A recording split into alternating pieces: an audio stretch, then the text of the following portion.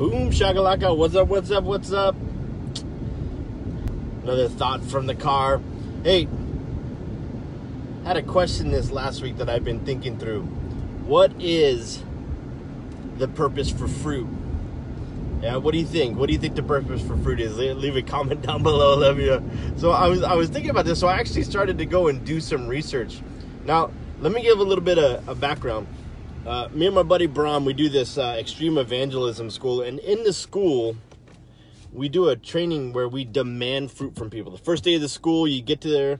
We send you out to the streets, require you to see a miracle, have a video of it on your phone, or we won't let you come back. So the first day, 100% of people will see a miracle. It happens every single time. Sometimes it takes them until like 1 in the morning, but everyone will see a miracle.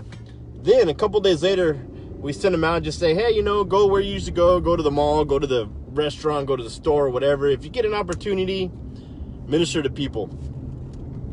Usually what happens where, you know, 2 days before, 100% of people saw something happen.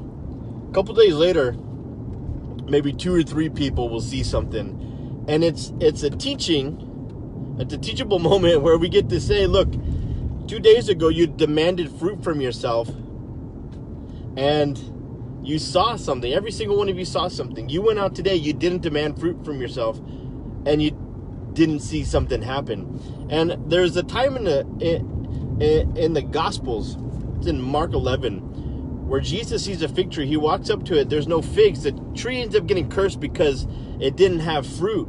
The thing is it says it wasn't the season for figs. So we don't have the right to give Jesus an excuse and not give him fruit. So I had this question pop in my mind last week. Well, what's the purpose of fruit? So the purpose of fruit, according to the Google and the research that I did, is reproduction. The purpose of a tree producing fruit is so that it can reproduce. So think about this. You have to demand fruitfulness from yourself. And the thing is, the fruit that you need to demand of yourself is reproduction. Where what Paul said to Timothy, Paul says, Timothy, the things that you've heard from me, entrust to reliable men who will teach others. That's 4 generations. You teach another, they teach another, they teach another. That's fruitfulness. That's reproducing.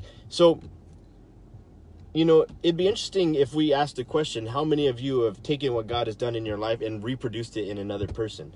Trained another person how to do what God has taught you how to do so that they can reproduce it in another. Because we're called to be fruitful people, reproducing what God has done in us and others. But how many of us have done it? So in my next video, I'm going to tell you about a guy who is one of the church planting multiplication movement trainers. One of the things he realized in his trainings, because the numbers that he found in how many people will do what you teach them and how many people will reproduce what you taught them how to reproduce is pretty I don't know, staggering is word. So catch my next video and I'll talk to you about the reproduction numbers. All right.